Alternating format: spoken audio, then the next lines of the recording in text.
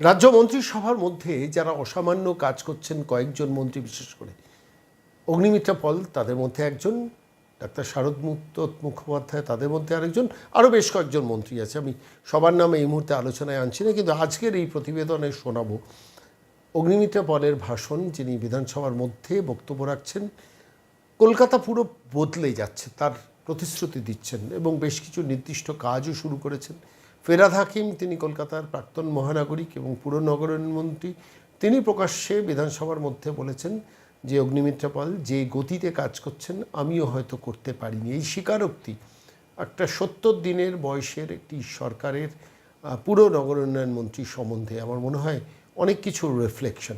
আমি আজকের এই প্রতিবেদনে সরাসরি অগ্নিমিত্রা পালের বিধানসভার অভ্যন্তরে বক্তব্যটা শোনাবো।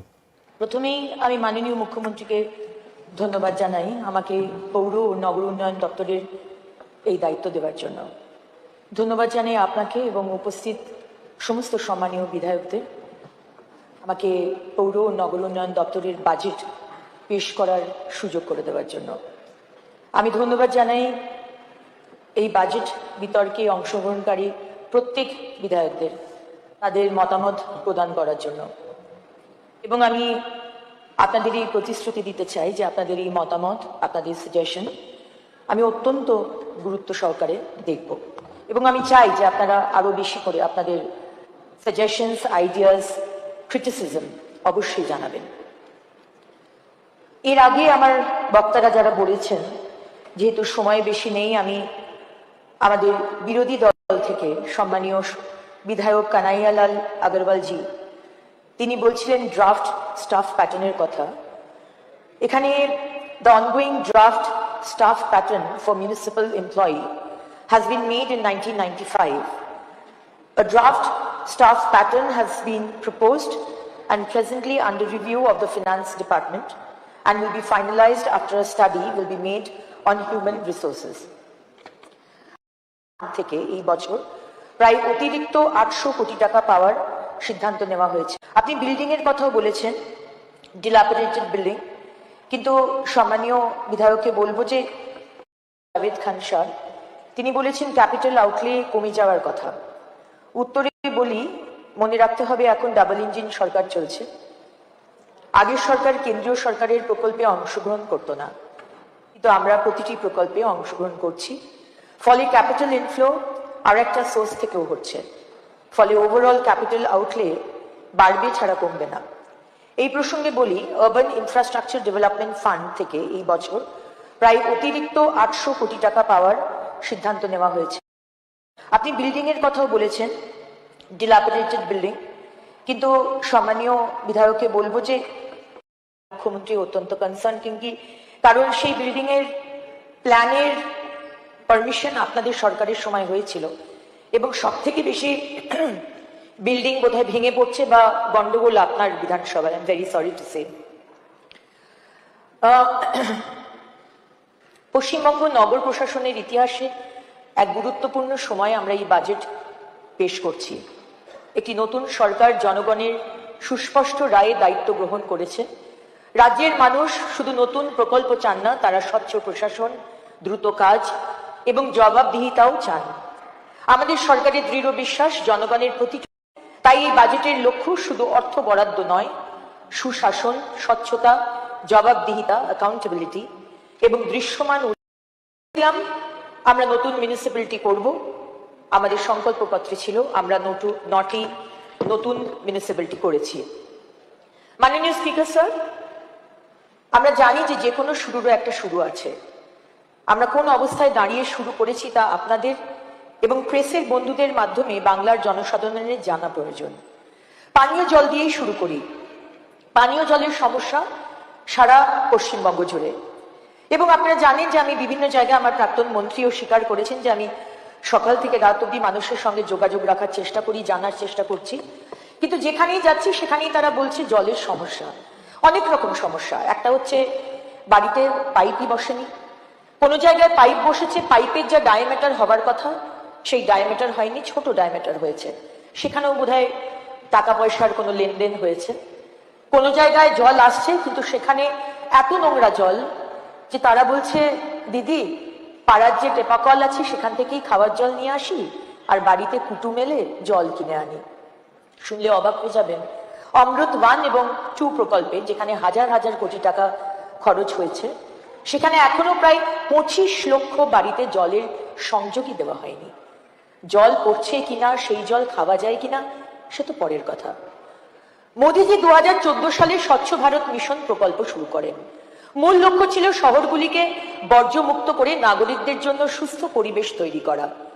এখানেও 1,500 কোটি টাকা খরচা হয়েছে, কিন্তু কাজ সে তো আপনারা সকলেই দেখতে পাচ্ছেন। যে কোনো শহরের বাইরে বড় বড় আবর্জনার পাহাড় দাঁড়িয়ে থাকে আমাদের স্বাগত জানাবার জন্য। জলপাইগুড়িতে কদিন আগে আমি একটি ডাম্প সাইটে গেছিলাম। সেখানে সেই অঞ্চলের পুরুষ, মহিলা, বাচ্চা তারা আমি যেতেই আমাকে ঘিরে ধরে। আমি ওখানে দাঁড়াতে পারছিলাম না, এত দুর্গন্ধ। কিছুক্ষণ দাঁড়িয়েই আমাকে চলে আসতে হলো, কারণ এতটা কষ্টকর ওখানে দাঁড়িয়ে থাকা। কিন্তু আমার অবাক লাগছিল যে এই বর্জ্য নিষ্কাশন প্রকল্প অনেক দিন আগেই শুরু হয়ে যাবার কথা ছিল, কিন্তু কোনো এক কারণে শুরু হয়নি। আগের সরকার হয়তো বলতে পারবে। এবং আমি কথা দিচ্ছি সামনের স্বাধীনতা দিবসের আগেই এই প্রকল্প আমরা শুরু করব। এবার জল জমার কথায় আসি। আমি বেশ কয়েকটা দিন ধরে আমার দপ্তরের সমস্ত টিমকে নিয়ে, অফিসার্সদের নিয়ে আমি কলকাতা এবং আশেপাশে জল জমার জায়গাগুলি পরিদর্শন করছিলাম। বিভিন্ন ইঞ্জিনিয়াররাও ছিলেন। সব জায়গায় দেখলাম কাজ হচ্ছে, কিন্তু জলও জমছে।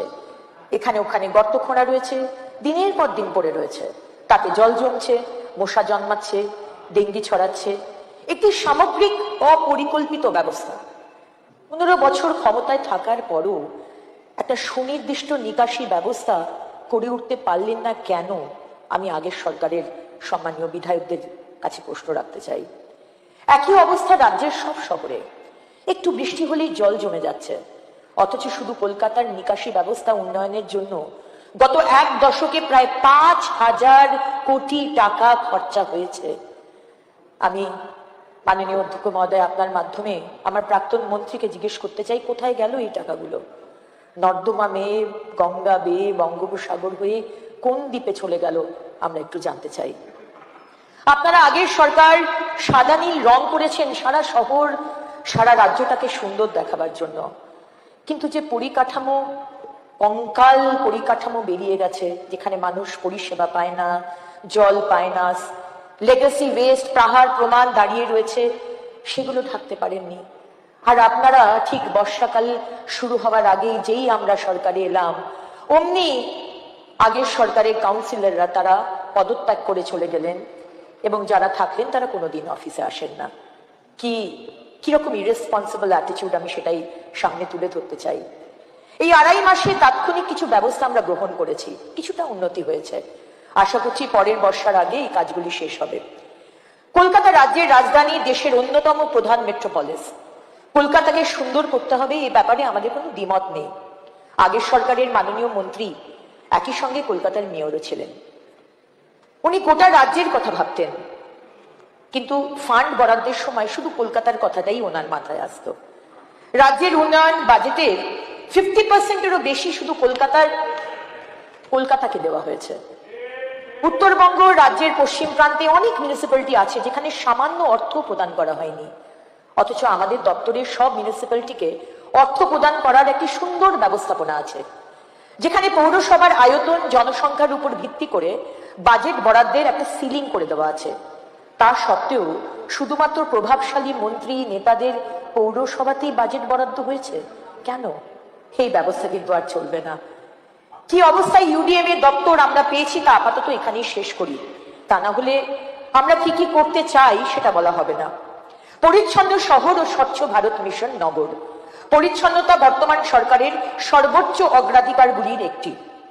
স্বচ্ছ ভারত মিশন নগরের আওতায় এখন কার্যক্রম ভিত্তিক বাস্তবায়নের পরিবর্তে ফলাফল ভিত্তিক পরিচ্ছন্নতা, মানে আউটকাম বেসড ক্লিনলিনেস নিশ্চিত করার উপর গুরুত্ব দেওয়া হবে। সরকারের লক্ষ্য প্রতিটি বাড়ি থেকে বর্জ্য সংগ্রহ, উৎসস্থলী বর্জ্য পৃথকীকরণ, মানে ওয়েস্ট সেগ্রিগেশন বাড়ি থেকেই হবে, না হলে কিন্তু পেনাল্টি দিতে হবে। আমার আগের মাননীয় মন্ত্রী বললেন যে কলকাতার কাজ হয়ে গেছে। না স্যার, কলকাতার কাজ হয়নি, অনেক বাকি আছে। প্রতিদিনের সমস্ত বর্জ্যের বৈজ্ঞানিক প্রক্রিয়াকরণ, উন্মুক্ত স্থানে বর্জ্য ফেলা সম্পূর্ণরূপে বন্ধ করা এবং পুরনো জমে থাকা বর্জ্যের বৈজ্ঞানিক পূর্ণ ব্যবস্থাপনা নিশ্চিত করা। বর্তমানে রাজ্যের সমস্ত আঞ্চলিক পৌর সংস্থায় কঠিন বর্জ্য ব্যবস্থাপনার কার্যক্রম চালু হয়েছে। আমাদের প্রায় ৭৫,০০০ জন নির্মল বন্ধু এবং ৬,০০০ জন নির্মল সাথী বর্জ্য সংগ্রহ ও জনসচেতনতা বৃদ্ধির কাজে নিয়োজিত হয়েছেন। বর্জ্য সংগ্রহ প্রক্রিয়ার আরো ভালো পর্যবেক্ষণের জন্য প্রতিটি পরিবারকে একটি QR কোড সিটির মাধ্যমে চিহ্নিত করা হবে। একইভাবে সব বর্জ্য অপসারণকারী যানবাহন GPS ট্র্যাকারের মাধ্যমে ট্র্যাক করা হবে। এতে আমাদের নির্মল বন্ধু নির্মল সাথীরা আপনার বাড়ি যাচ্ছেন কিনা সেটাও আমরা জানতে পারবো। গাড়ি যেটা GPS ট্র্যাকার থাকবে তারা কোথায় কোথায় যাচ্ছে সেটাও ট্র্যাক করা যাবে। আর আপনার বাড়ি থেকে আপনি ওয়েস্টকে সেগ্রিগেট করে দিলেন কিনা সেটাও আমরা জানতে পারবো। পড়ে থাকা বর্জ্য মানে লেগাসি ওয়েস্ট বর্তমানে শহরগুলির অন্যতম বড় পরিবেশগত সমস্যা। বিভিন্ন ডাম্পিং গ্রাউন্ডে জমে থাকা বিপুল পরিমাণ বর্জ্যের একটি বড় অংশ ইতিমধ্যেই আমরা বায়োমাইনিং ও বায়ো রেমিডিয়েশন পদ্ধতিতে প্রক্রিয়াকরণ করার চেষ্টা করছি।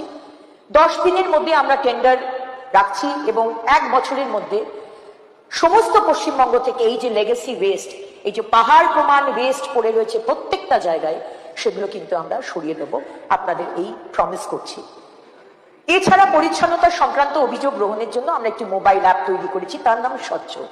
যে কোনো অ্যান্ড্রয়েড ফোনে এই স্বচ্ছ অ্যাপ আপনি ডাউনলোড করতে পারবেন এবং যেখানেই ময়লা দেখবেন, যেখানেই দেখবেন জল জমে রয়েছে, ছবি তুলে সাবমিট করবেন এবং আমরা কিছু কিছু পৌরসভাতে কর্পোরেশনে আমরা শুরু করেছি, কিছু এখনো বাকি আছে।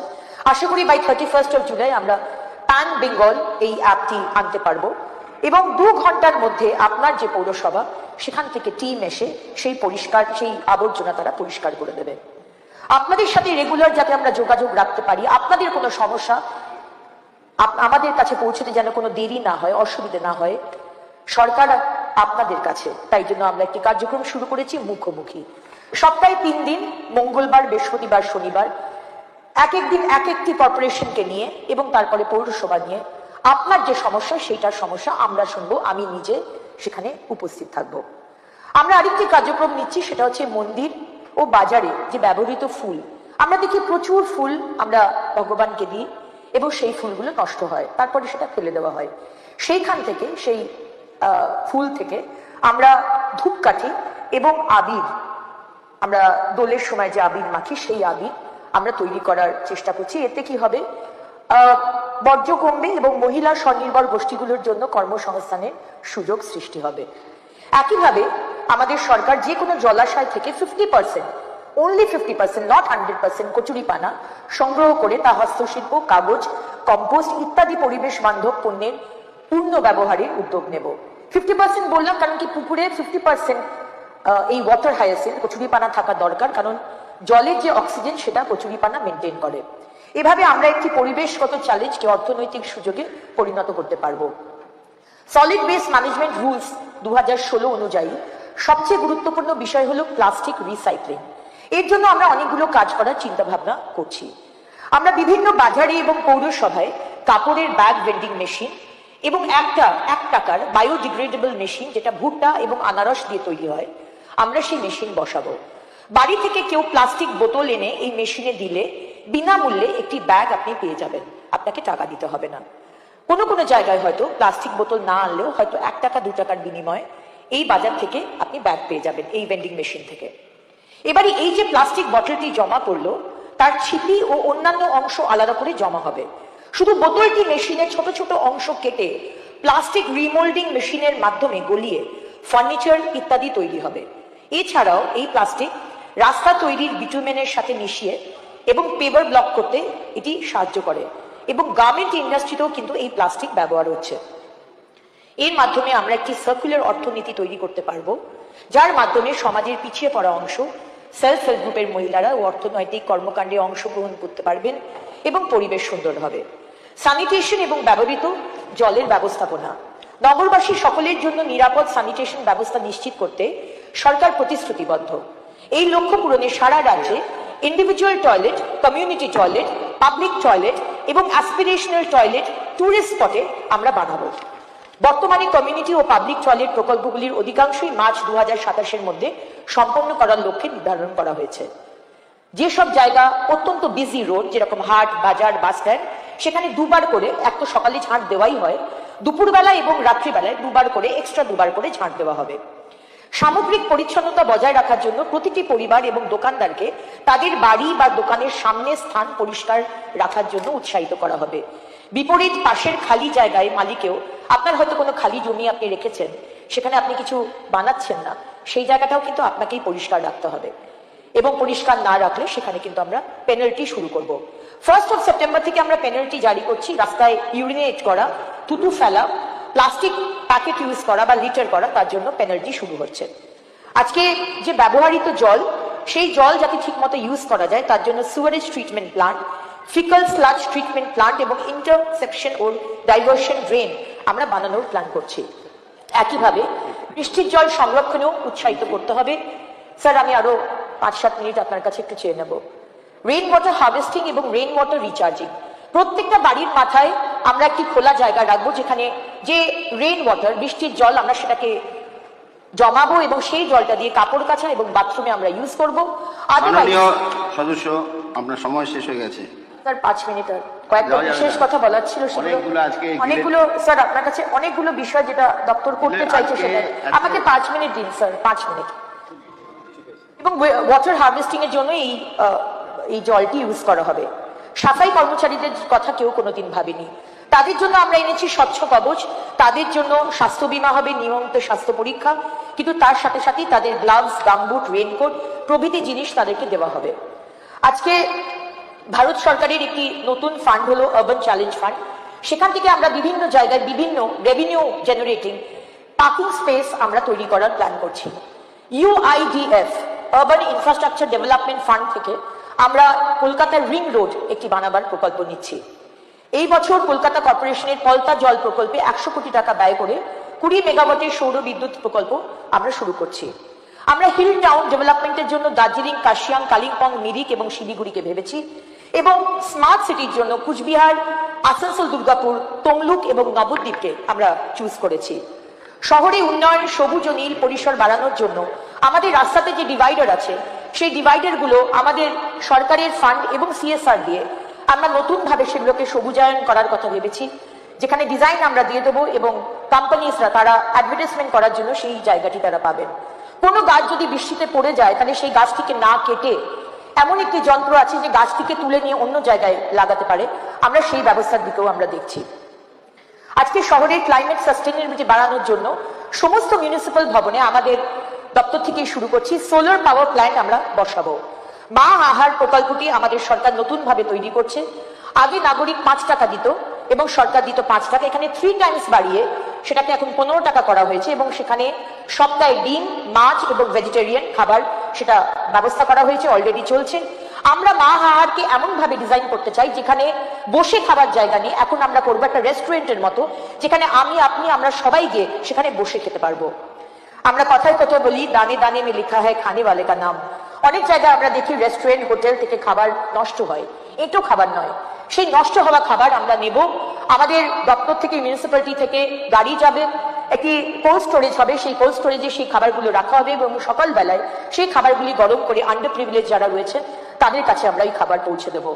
আইকনিক কলেজ স্ট্রিট আমাদের সবার অত্যন্ত কাছের জায়গা, সেই আইকনিক কলেজ স্ট্রিটকে আমরা লন্ডনের কলেজ অক্সফোর্ড স্ট্রিটের মতো আমরা করবো, যেখানে নো ভেহিকল জোন হবে, শুধু মানুষ সেখানে বই পড়বে, ফ্রি ওয়াইফাই জোন হবে। অত্যন্ত সুন্দরভাবে এটা আমাদের করার একটি প্ল্যান রয়েছে।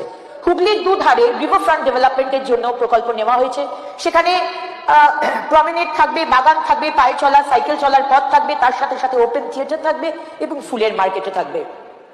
আমাদের সরকার বাজার এলাকা ও ব্যস্ত জনবহুল অঞ্চলে যানজট কমানোর জন্য ওয়ান সাইড পার্কিং এর ব্যবস্থা করা হয়েছে, এবং 1 তারিখ থেকে কোনো টাকা দিয়ে পার্কিং ফিজ আপনি দেবেন না, সবকিছু অনলাইনে হবে।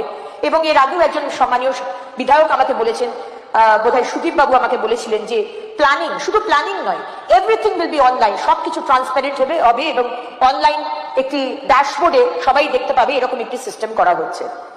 আজকে হকার আমরা দেখতে পাচ্ছি, বিভিন্ন জায়গায় হকার বসানো হয়েছে, বাম সরকার এবং তৃণমূল সরকার অনেক জায়গাতে পয়সা নিয়ে হকার বসিয়েছেন এবং নাগরিকদের এখন নাবিশ্বাস হচ্ছে, এটা নিয়েও আমরা ভাবছি।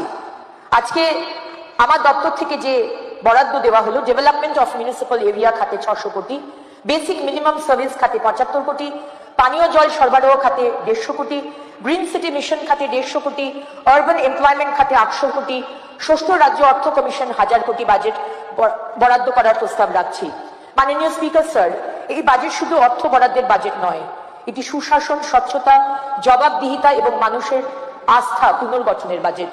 দীর্ঘদিন ধরে বহু মানুষ মনে করেছেন পুরসভা মানে দুর্নীতি, কাটমানি, বেআইনি নকশা অনুমোদন, বেআইনি নিয়োগ এবং রাজনৈতিক প্রভাব। আমরা সেই সংস্কৃতি বদলাতে এসেছি। এই সরকার স্পষ্ট করে জানিয়ে দিচ্ছে দুর্নীতির বিরুদ্ধে আমাদের নীতি জিরো টলারেন্স।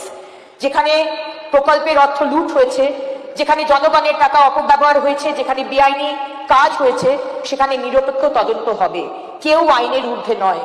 আজকে তারাতলা বা গার্ডেন রিচের যে ঘটনা হলো সেটা আমরা আবার রিপিট হতে দেব না। প্রধানমন্ত্রী শ্রী নরেন্দ্র মোদীজি বলেছেন, না খাউঙ্গা না খানে দুঙ্গা। যেখানে দুর্নীতি হয়েছে এনকোয়ারি শুরু হয়েছে, যেখানে হয়নি শুরু হয়ে যাবে। এই সরকারও সেই নীতিতেই বিশ্বাস করে। জনগণের প্রতিটা টাকা জনগণের উন্নয়নের জন্য ব্যয় হবে। যারা দুর্নীতি করেছে তারা আইন অনুযায়ী জবাব দেবে, আর যারা সৎভাবে কাজ করবেন এই সরকার সব সময় তাদের পাশে থাকবে। মাননীয় স্পিকার স্যার, সবশেষে আমি 2026-27 অর্থবর্ষে পৌর ও নগর উন্নয়ন দপ্তরের ডিমান্ড নম্বর 72-এর অধীনে 14,669 কোটি 80,99,000 টাকা অনুমোদনের জন্য এই বিধানসভার মাননীয় সদস্যদের সমর্থন ও অনুমোদন প্রার্থনা করছি। ধন্যবাদ। ধন্যবাদ।